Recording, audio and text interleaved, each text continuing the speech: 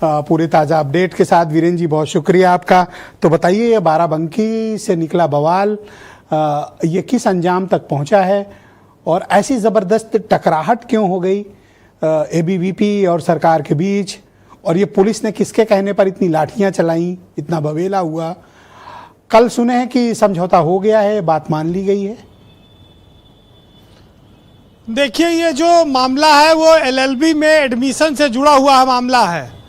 Bar council of Uttar Pradesh द्वारा 2022 में मान्यता समाप्त कर दी गई थी लॉ के लिए, एडमिशन के लिए बार काउंसिल द्वारा 2022 में। उसके बावजूद एडमिशन होते रहे। जब छात्रों ने इस बात का विरोध किया 3 साल बाद, तो उसमें एबीवीपी के छात्र भी वहां पर पहुंचे उनकी मदद करने आंदोलन में, और वहीं पर उनके ऊपर लाठीचार्ज हो गया और काफ़ी हंगामा मच गया। आज एक यूनिवर्सिटी की बात नहीं है, आज पूरे प्रदेश की यूनिवर्सिटी के लिए इसके लिए जांच के भी आदेश हुए हैं। प्राइवेट विश्वविद्यालय सरकारी ज़मीनों पर अगर कब्जा करके बनाए गए हैं तो वहाँ पर तोड़-फोड़ होती है, और तोड़-फोड़ की गई, बुलडोजर चला, लेकिन उस रूप में नहीं चला जैसे जौहर विश्वविद्यालय पे चला था रामपुर में।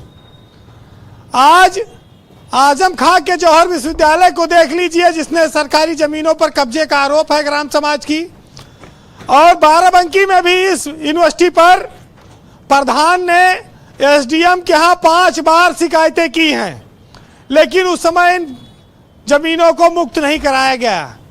अब जब बवाल हुआ तो बुलडोजर वहां पर पहुंचा है।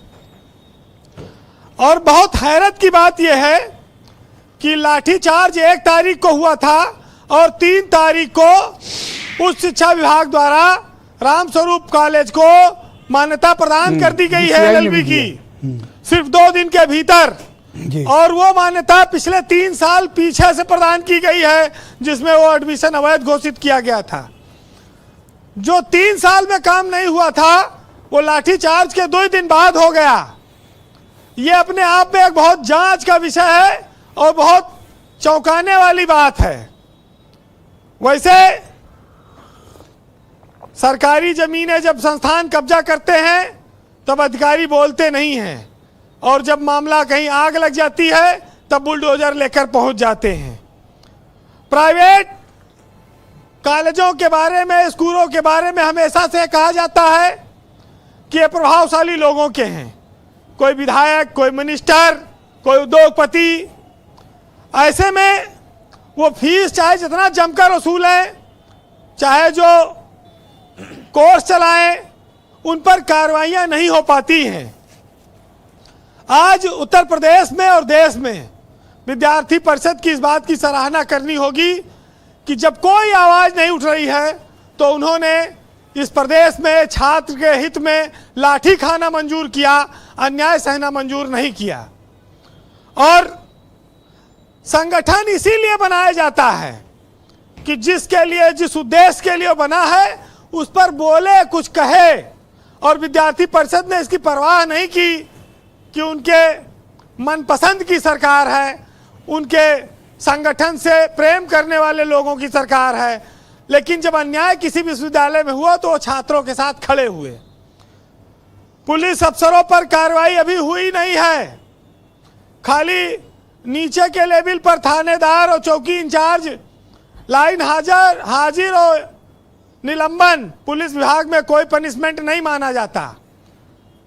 ये तो वही है कि बड़ों पर करम, छोटों पर सितम करके अपना आगे बढ़ लो।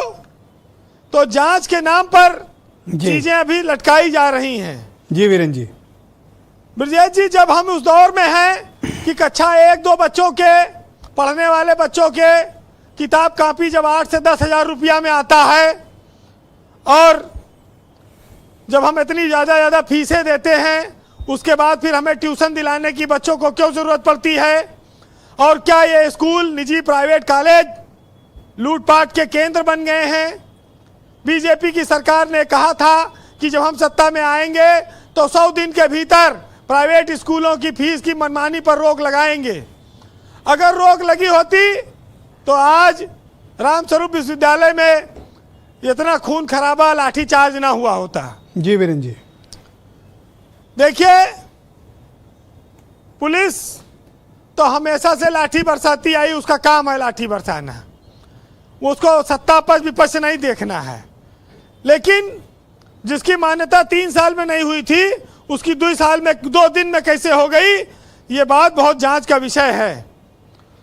हम चाहे प्राइवेट यूनिवर्सिटी की बात करें, चाहे प्राइवेट विद्यालय की बात करें, ये सब एक शॉपिंग मॉल की तरह हैं, जहां वो तय करेंगे कि आप किताब कहां से लेंगे, वो तय करेंगे आप ड्रेस कहां से लेंगे, वो हर चीज तय करेंगे कि आप ट्यूशन कहां पढ़ेंगे।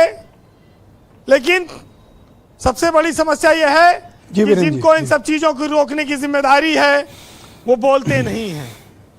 विद्यार्थी परिषद की इस बात के लिए सराहना होनी चाहिए कि उन्होंने इस देश के आने वाली पीढ़ियों के लिए और प्रदेश के करोड़ों लोगों के लिए आवाज उठाई है। नौजवानों ने लाठियां खाई हैं, अभी तक हॉस्पिटल में बहुत सारे लोग एडमिट हैं। वो जो लोग देखने जाते हैं उनको दर्द होता है। और ओम प्रकाश राजभर भी इस मामले में बोल गए थे, उनको भी इस बात का एहसास हो गया है। अब तो उनके लड़के गए थे, वो कह रहे हैं कि वो विद्यार्थी परिषद देश का सबसे अच्छा संगठन है। तो सुनिएगा कि जो बोलेगा नहीं, जो लिखेगा नहीं, जो करेगा नहीं, उसको कोई पूछेगा नहीं, फिर ऐसे संगठन निष्प्रयोज्य है, निष्काम है। सुनिएगा कि जो बीती दिल पर उन दिनों हम वो हर बात लिखते हैं, और जो मुझ पर जमाने की बेदर्दी और वो जख्मों की सौगात लिखते हैं। गर कीमत है तेरे पास तो इस दुनिया में हर जज्बात बिकते हैं जी। वो कहते हैं कि शायर हैं हम, गजलें लिखते हैं। अब उन्हें कौन समझाए कि ये वफा के तराने तराने नहीं, हम आप सब एक दूसरे के एहसास लिखते हैं। बहुत शुक्रिया है। वफादारी वाली बात ये संजय चौधरी जरूर याद रखेंगे जो आपने बोली है। बहुत शुक्रिया और धन्यवाद वीरेंद्र जी हमारे साथ जुड़ने के लिए। बहनों भाइयों, क्विकली दूसरा चरण शुरू करते हैं। इसमें बहुत